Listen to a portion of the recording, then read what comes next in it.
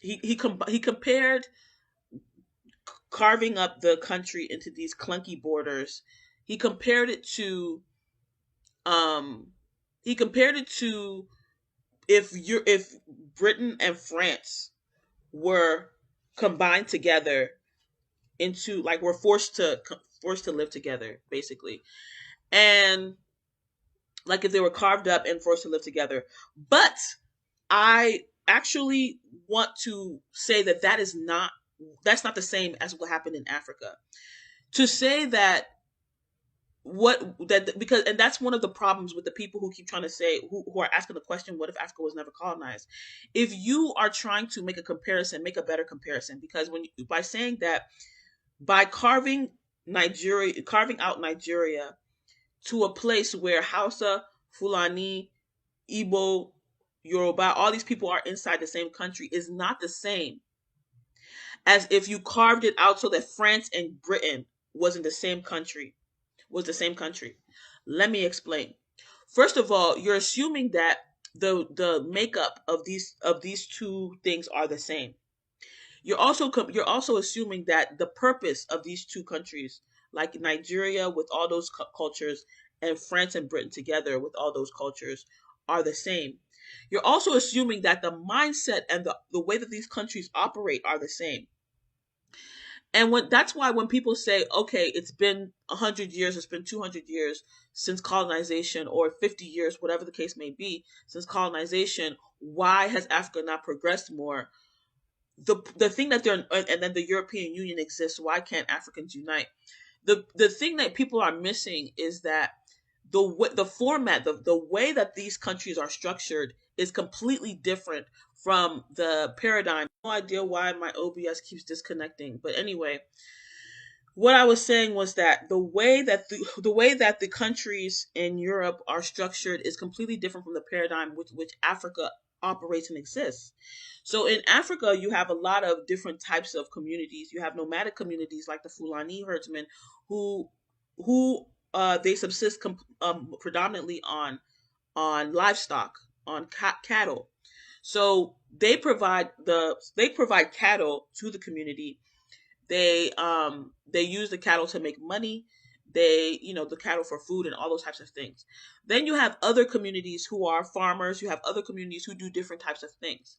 And so the structure of the countries, not even the countries, the communities, because countries didn't exist back then. Countries did not exist during the colonial era. Before, this was an invention of the Europeans in order to control resources. So that was the purpose of a country in those days to the Europeans. The purpose of the country was it's pretty much the same purpose of a company, which is why an earlier post that I made said that Nigeria is a British company. Um, the purpose of a country is to bring together a group of people in order to control resources and to produce wealth. That is the purpose of a country. Because um, Nigeria was not a country. All these African countries, these borders that are created, we we did not have those before. That was not like okay. So right now I'm stressed out because um this thing it keeps disconnecting on me, and I'm just kind of annoyed. So what I was trying to say is that the purpose of a country is to control resources and to produce wealth, which is why I keep saying, which is why I called Nigeria a British company, because the purpose of a company is to control resources and produce wealth.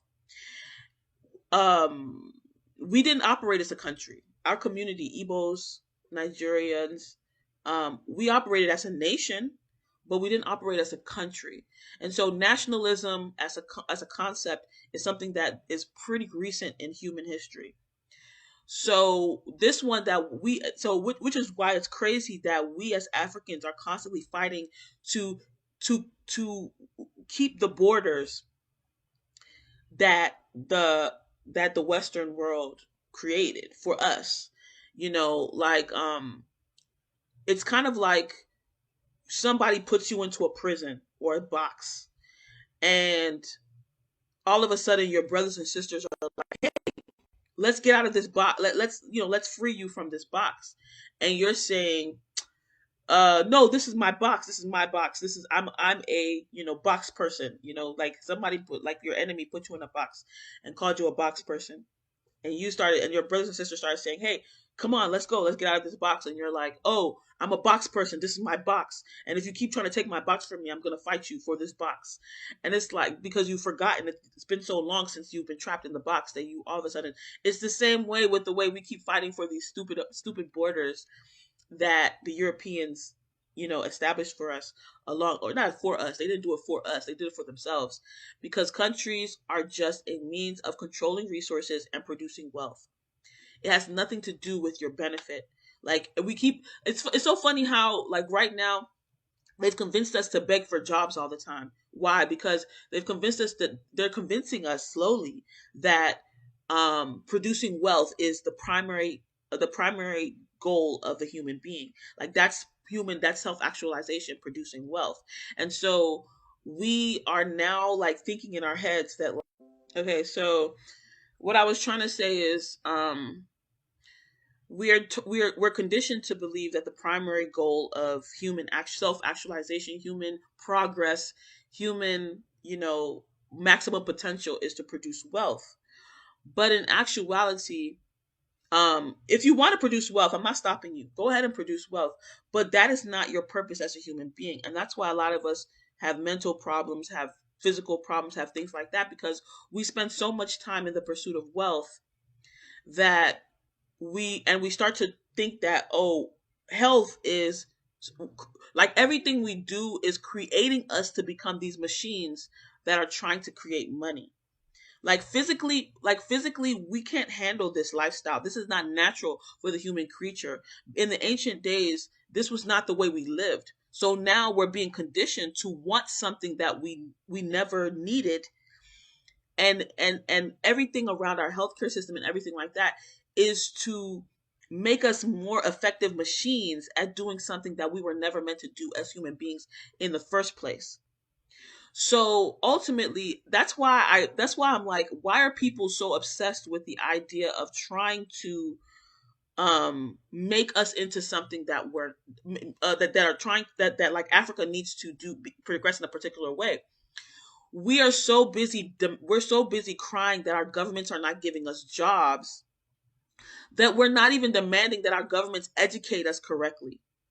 Like, there's certain things that is like, can we ask for the truth about where we came from? Ask for the truth about who we are. When I'm talking about governments, I'm talking about the African governments. I'm not talking about, when people are so busy talking about the jobless rate in Africa, that we're so unemployed. There's so much unemployment. We're so unemployed. But how about you ask for the government to educate you and tell you the truth about your nation, about where you came from, about how you were founded, about who the people around you, your neighbors, are. That's more important than even getting a job.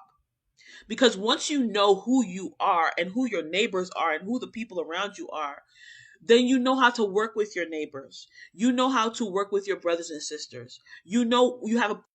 Okay, so what I was going to say is that, people who are saying, what if Africa never was never colonized? Would it be successful, or would the countries be okay? Will the countries be similar to European countries if Africa was never colonized?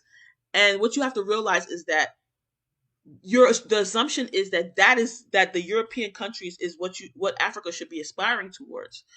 But one of the things that a very intelligent white professor of mine, I say intelligent, I give him Western intelligent credit. I give him Nobel Prize, or, like, Western intelligent credit, not necessarily like he's a genius or anything like that, but give him what gives to Caesar what is Caesar's. One of the things that he said to me was, you know, the landlocked countries in Africa are doomed to fail. Like, they're doomed because they're surrounded by land, and that any country in Africa that any country that's surrounded by land is doomed to fail. And it's like, you forget that it's there are people. Is the determining factor on Earth. it's not doomed to fail unless they're trying to be like you. If you're like the European style countries are dependent on the ability to have seaports and to have, all this like surrounding area that allows them to do trade in that particular way. So yes, if you were to try to visualize a country based on European style politics and commerce and things like that, yes, landlocked African countries are doomed to fail because that's what you're trying to accomplish in your particular framework and your particular paradigm of country creation. But if you were looking, but the problem is, or the good thing, if Africa would stop trying to mirror European countries, is that you don't have to try to create a country based on that. Sure, if you had seaports, you would be able to have more commerce and more wealth creation. Okay, so what I was trying to say is that people we're being conditioned to believe that the human being, the highest level of the human being, is that's why like all of a sudden everybody's saying we want jobs, we want jobs, we want jobs. Why? What they're really saying is we want money, we want money, we want money. The African problem is not the jobless problem. And everybody thinks that it's the jobless problem. The African problem is the resource, like not resourceless, but like moneyless problem. That's the conversation that's being created. Money, we want money, we want money, we want money, because we believe that money is how you get wealth. We believe that money is how you get resources. That's the problem. That's the conversation you're being conditioned to have. We want money, we want jobs, which is code for we want money.